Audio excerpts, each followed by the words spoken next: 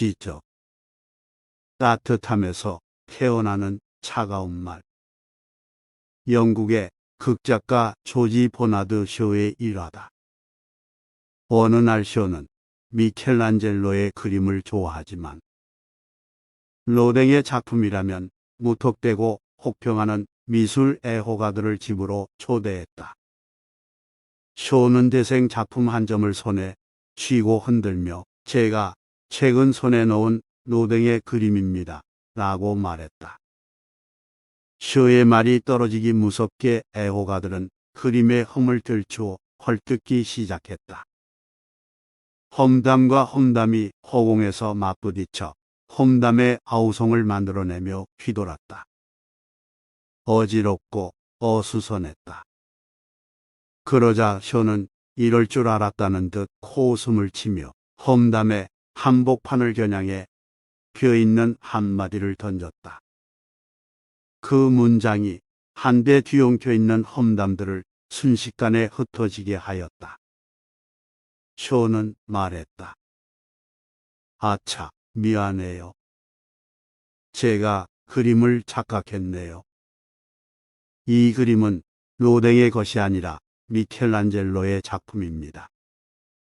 쇼의 집에 초대받은 이들처럼 스스로 쌓은 편견의 감옥에 갇혀 지내는 사람들이 덜어있다.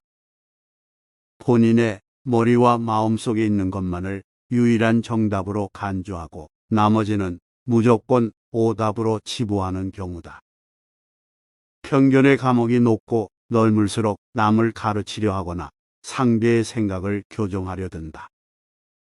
이미 정해져 있는 사실과 진실을 본인이 쥐락펴락할 수 있다고 믿는다.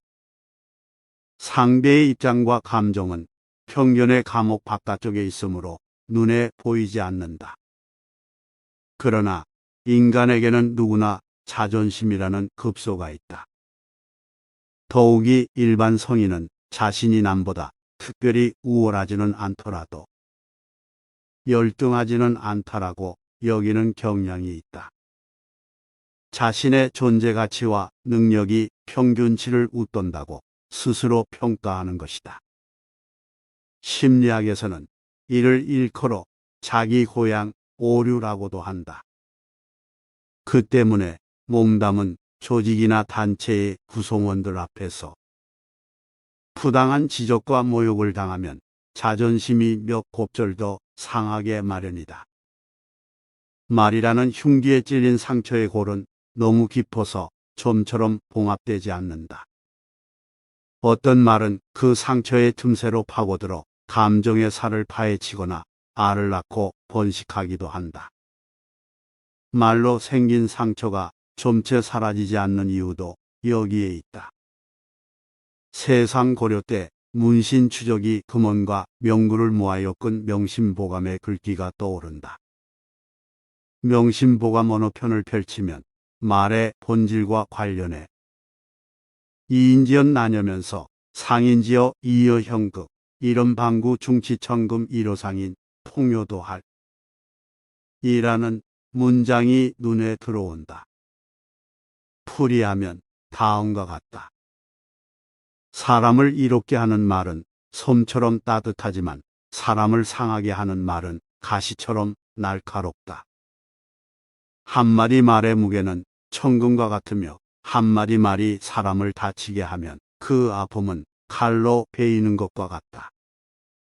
TV 뉴스를 보면 명절 때마다 명절 증후군이라는 단어가 자주 등장한다. 스트레스로 인한 육체적 피곤함을 가리키는 말이다. 그런데 최근에는 정신적인 명절 증후군을 호소하는 사람이 늘고 있다. 그도 그럴 것이 명절을 맞아 모처럼 한자리에 모인 일가 친척을 향해 결혼은 언제 할 건데 눈높이를 낮춰야 취업에 성공하지. 처럼 빈장과 훈계가 번복된 말 폭탄을 힘껏 쏘아 올리는 이들이 적지 않다. 그들은 매정하다는 비판을 모면하기 위해 단서를 단다. 사실은 너한테 관심이 있어서 이러는 거야라고. 글쎄다. 어쩌면 그 반대인지도 모를 거란 생각이 든다. 상대에게 관심이 없으므로 그렇게 쉽게 지적을 남발하는 것 아닐까. 상대의 감정과 입장을 전혀 헤아리지 못하기 때문에 얼굴을 보자마자 그런 질문을 쏟아내는 것 아닐까.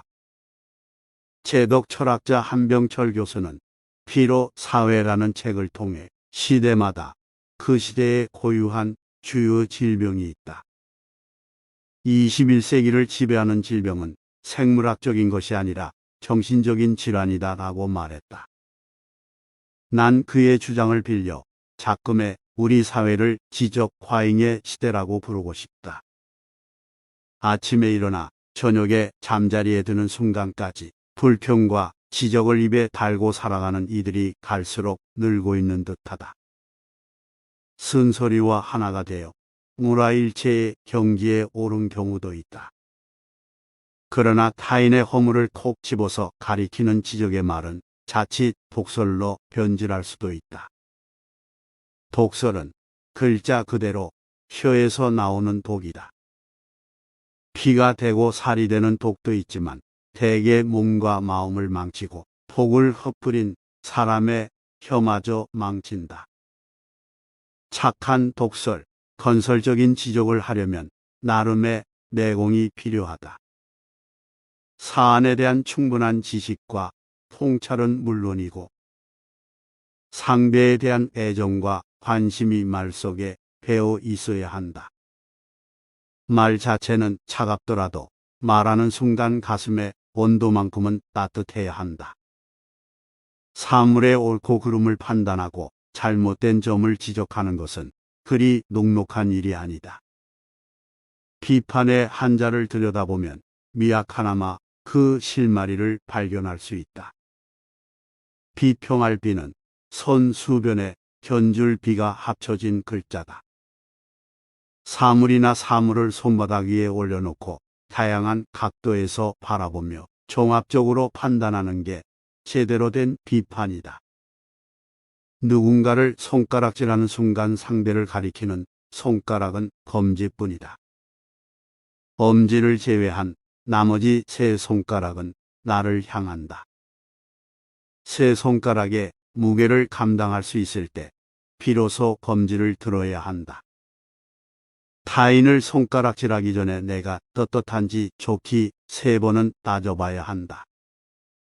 우리는 늘 타인을 지적하며 살아가지만 진짜 지적은 함부로 지적하지 않는 법을 터득한 사람만이 할 수 있는지도 모른다.